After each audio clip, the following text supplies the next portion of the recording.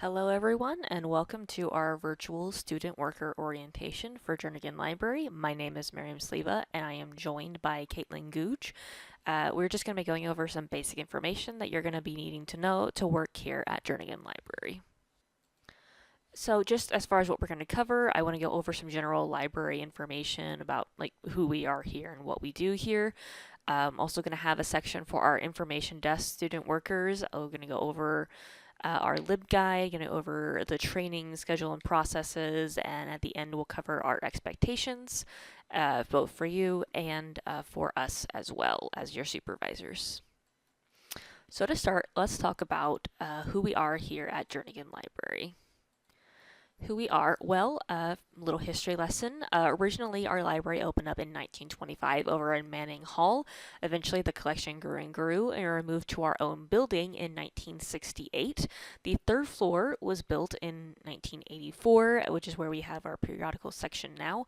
Currently, we boast 1 million items and 40,000 periodical titles in our collection. And really what we do here is provide valuable knowledge and resource access to staff, students, and local community members. Our mission, according to Christine Lacliffe, our library director, is to enable individuals to seek information and use it effectively to enrich their lives. The library advances the university's mission of teaching, research, and service by ensuring quality service to all patrons, teaching information skills that lead to academic success and lifelong learning, building collections of distinction that support academic programs, and providing leading technologies that enhance access to information resources. So how exactly does that translate into what we do? Well, as far as what the library itself, we sort of have three branches of what we do. We have our reference services, our access services, and our tech services. Our reference services are handled by our reference librarians. You've probably seen them around the library. They provide research assistance primarily through our book librarian program, which you can access on the library website. They do library courses to teach students on a direct basis what resources we have for them in their classes. They handle government documents access, which is super important since we are a federal repository. They help organize our online resources so that students can find them and access them easier, and they provide this sort of assistance online and in person. Access services is essentially what we do at the circulation desk. That's checking out materials and equipment, being sort of the go-between for interlibrary loan. We handle online resources and help people find what they need. And we do the course reserves, which if any of your professors have a textbook, maybe we will have it here at the desk for you. We also have a curriculum textbook collection as well, which is just the same thing sort of, but with more books and for longer periods of checkouts. We also provide material search assistance, so if you or your friends are looking for something, feel free to stop by Circ and maybe we can help you find what you need. And we do this sort of assistance both online and in person as we have the library chat. Tech services is more behind the scenes stuff. They handle cataloging the new materials we get, both electronic resources and physical resources. They provide support for our online resources, so if any of our links aren't working or a database is bugging out on you, those are the people we would direct that information to. They handle communication with the servers to make sure everything is working properly and just generally provide support for the library accounts. So all of these things work together to ensure that we can provide the best service possible to students, staff, faculty, and of course the local community. Now, as far as what we have here, the library doesn't just host library workers. We also have a lot of other different departments that have made a home among our stacks. So over on the first floor, we have the ITS help desk, which is where people go if they have issues with their Tamook accounts or their IDs or even just with their personal tech. We have the computer commons that people can use to print. Over in the back on the right-hand side, we have the gaming lounge, which is handled by the rec center. Over on the left, over on the back wall, we have the Center for Teaching Excellence in room 125, and that's more for professors and teachers. Also, we have a new engineering grant office, which provides STEM assistance for minority groups. Then up on the second floor, we have our Student Success Center, which provides academic advisors for all students and our first year success program. The Writing Center, providing essay and citation help for all students. The PAC, which provides tutoring services for a variety of subjects like math, history, and science. We also have the Honors College, which is academic advising for the students that are a part of that program. We also have the Heart Grant, which is specifically studying support for STEM students across the university. Then finally, up on the third floor, we have the DEC Makerspace, which is available for not just Tamug people, but also for the local community. You can make pretty much anything you want. Over in the South Texas Archives, we have a lot of really cool stuff in there covering 11 counties across South Texas. It's available for, again, staff, students, and community members. And then over on the left side by the study rooms, we have our Global Engagement Office, which handles International Student Exchange, Study Abroad Program, the National Student Exchange, and the Global Citizens Program. So if you are interested in any of that, or people ask you questions about any of this stuff, this is generally where to look for it. And before we move on to the rest of the presentation, I would like to cover some of our emergency policies. Generally speaking, in an emergency, we're not going to ask you to do anything. In this case, you're going to be student first and employee second.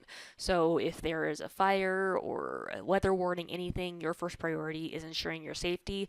As far as the actual handling of the emergency, please leave that to your building emergency managers. You'll see us running around in the high-vis vests, so don't worry about it. We'll handle it. If there is a fire, just as soon as that alarm goes off, you start evacuating, and we'll meet up at the rally point, which is going to be the stop sign at the very end of our lot. And we'll just wait outside and hope that we're able to go back in soon. We'll let UPD and the fire department handle that. In case of weather, we may need your help finding a safe space away from the windows for all the patrons to get in, because we have a lot of windows in this building and not a lot of hidey holes, and help us pass on information as we get it. Same with a lockdown, just help us get everyone to safety, help us pass on information as we get it, and do follow all instructions. As a newer thing we're implementing is if there is an emergency on your shift. I'm not talking like a fire alarm or anything like that. I'm talking like somebody has a seizure or, heaven forbid, there's a major disturbance. The first thing you will have to do is call UPD, and then you will walkie to your supervisors. Hey, there's an emergency. It's on the third floor, for example, and you will call UPD with the number that we have posted at all of the student worker desks. So call them first and then let us know, and we can do everything on our end to make sure it's handled properly. All right. This is for our information desk students. We're going to go over a couple of things. First, we'll be going over the Student Worker LibGuide, what it is, how it works, different sections such as FAQs, and also give you the URL for it. Briefly go over training, what the schedule will look like, what the checklist looks like, what our online quizzes are and how they work, and a little bit about what the Finding Books training will be. Lastly, we will go over expectations such as communication with emails, expectations for you, as well as expectations that are on us. And then we'll have a little bit of time for questions and comments. So first, what is the Student Worker LibGuide? It's kind of supposedly supposed to be a comprehensive guide to the library.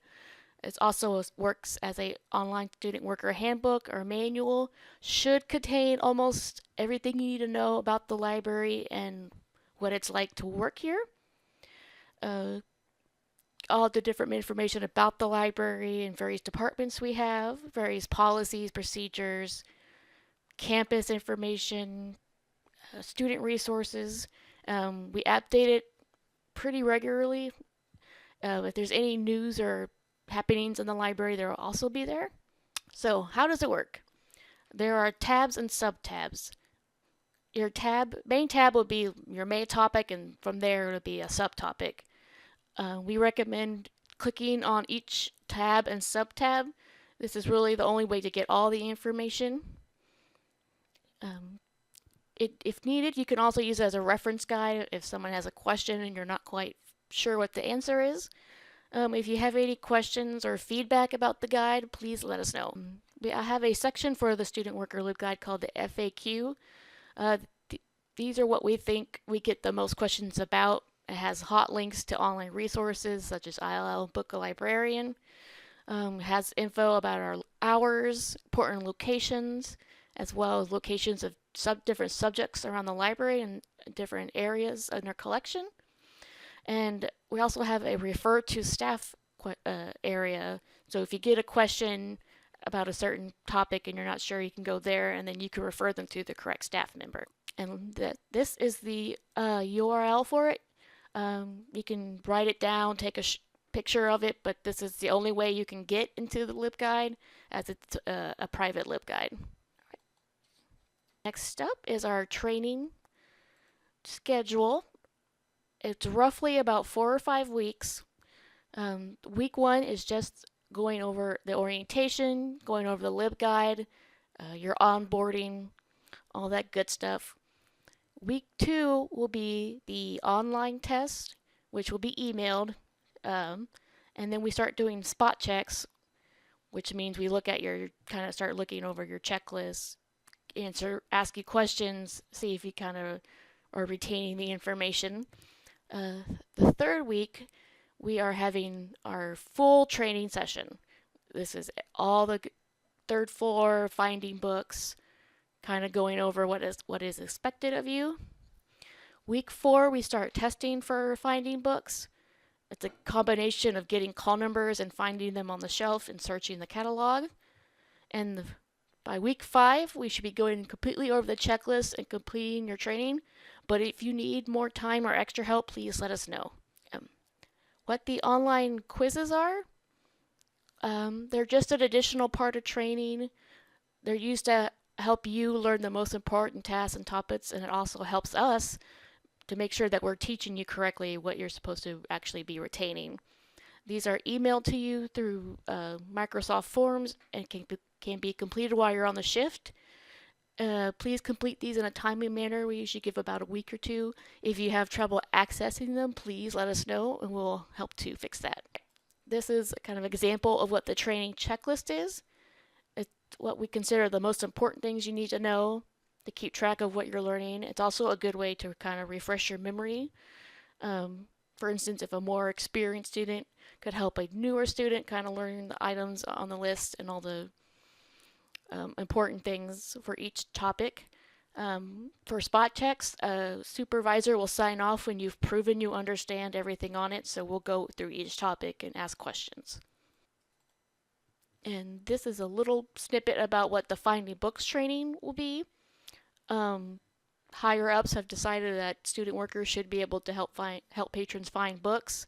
So this is what this is. You're going to learn all about the different classifications we use, how to search the catalog and find material, and this will include testing and spot checks, and a little bit of external online tutorials and quizzes, but these aren't mandatory.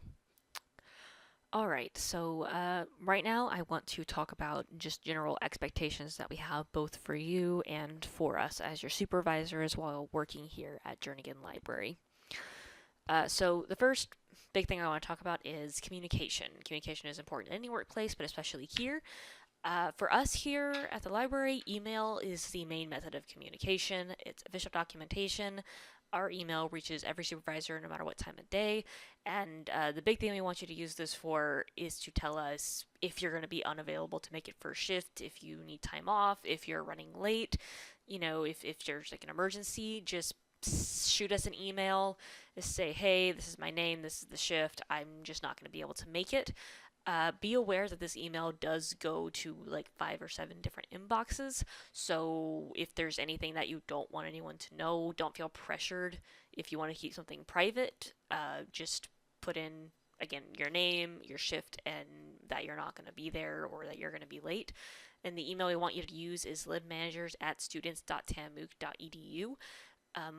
If you don't feel like you can email, you can always call the circulation desk, which the number for that is in the LibGuide, but we do prefer email because this way everybody is on the same page, if that makes sense. Now, as far as our expectations for you when you are on shift, essentially we expect you to do your job. We want you to do your shift tasks, your rounds, paying attention to patrons, all that with care and efficiency. We expect you to arrive to work on time. We expect you to be attentive to patrons. Don't stare at your phone the whole shift. If somebody passes by, look up, say hello, make sure they know you're there. Answer patrons' questions as effectively as you can. We do ask that you don't socialize too much. We obviously can't stop your friends from dropping by, but be sure they know that you are on shift and try to keep it to a quick chit chat of like 5 minutes or so. And not to say that we're watching you, but we will be keeping an eye on our students. And if we're receiving complaints or if we see something that's up, be prepared for consequences if you do break those rules. Working here may seem very easy, and it probably will be one of the easiest jobs you'll ever have, but you do still need to treat this like a real job that requires you to actually do your job. Now, there aren't just expectations for you as workers, there are expectations for us as supervisors. Uh, Things that you should expect from us is that we communicate any changes to you in a timely manner. So if we have to close suddenly because of an emergency and you don't want to come into your shift, you should expect an email for that. If a whole section of the library is closed or if the elevators are down, we should be communicating to you as quickly as possible. On top of that, we also are here to listen to your feedback. If something in the training isn't working, if you just feel uncomfortable or unsafe for any reason, we're here to support you. Our job is to foster a cooperative and positive working environment and encourage you to feel as though you contribute and you matter.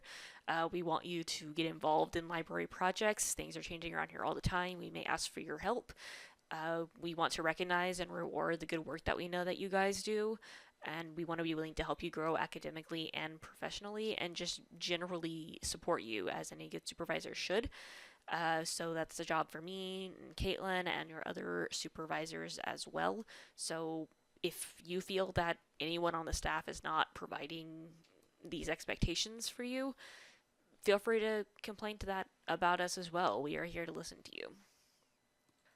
So this is the section that we have for questions and comments. Obviously, if you're watching this video presentation, we can't answer your questions in person immediately. So if you do have any questions or concerns or just need clarification on anything, feel free to email us at that lib manager's email or come grab us in person if you happen to see us on shift.